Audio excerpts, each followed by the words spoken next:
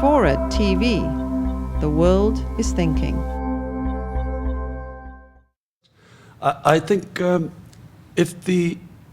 once you have an independent justice system, you know, we thought a lot before we formed our political party, and we came to the conclusion that in Pakistan the main problem is this. Because see, what you call the feudal culture, it thrives because anyone who becomes part of the power structure becomes immune from our justice. So all the feudals run to whoever is coming into power, and so they keep changing parties. Whoever is coming into power, the whole lot moves on the other side. That's why Musharraf, in a space of 3 months, created a political party. Because all he had to do was the establishment had to tell them that, look, this is if you want to be in power, this is the party to go in, and they all rushed on to the other side. And suddenly Nawaz Sharif, who had a 2/3 majority in parliament, had nothing left. Everyone ran on to the other side. It's because the feudal system means in the districts, the politicians only come into politics to abuse power. They can only abuse power because they know once they become of the power structure, no one can catch them. I'll just give you a classic example. Benazir came into power in 1988. Corruption charges against Asif Zardari, immediately her husband. The judges wouldn't do anything. People would go to court, nothing happened. The moment she lost the election, Asif Zardari, straight from Prime Minister House, went to jail.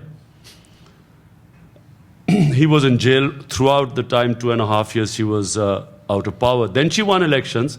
From jail, he went straight into the Prime Minister House. Then again, there were corruption charges, nothing happened. Then she lost power. From there, he again went back to jail. So what does that tell you? That when you're in power, the judiciary becomes a team player. And that's the crux. If our politics, you know, Ambassador Kamal actually stated quite a few things, because I know the only reason I came into politics was because I felt that this is a very vibrant society. People are very vibrant. Our problem is this tiny, parasitical, corrupt, decadent elite sitting on top, which has all the privileges in the country. The whole country is meant for this little elite. Elite has English medium education, and they get all the best jobs. All the taxation system only serves the elites. 90% taxes are indirect. So poor subsidize the rich there. And then housing for the elite. All the work done, poor people today, these days, are working 18 hours a day to serve their, because given the inflation. And the rich people, the elite doesn't work. Or everything is done, you know, they have all the privileges, they don't pay any taxes. They're all tax breaks for them. So therefore, I felt that unless and until, first of all, you had a judiciary that would check the abuse of power, and not just at the central government level, but right down to the district level. Because in the districts when I was campaigning, people would come to me and say, look, we want to vote for you. We know, you know, and my opponent, by the way, was the biggest drug baron in the district, and everyone knew it. They said, we want to vote for you, but what will happen if you don't come into power? Who is going to protect us from that guy?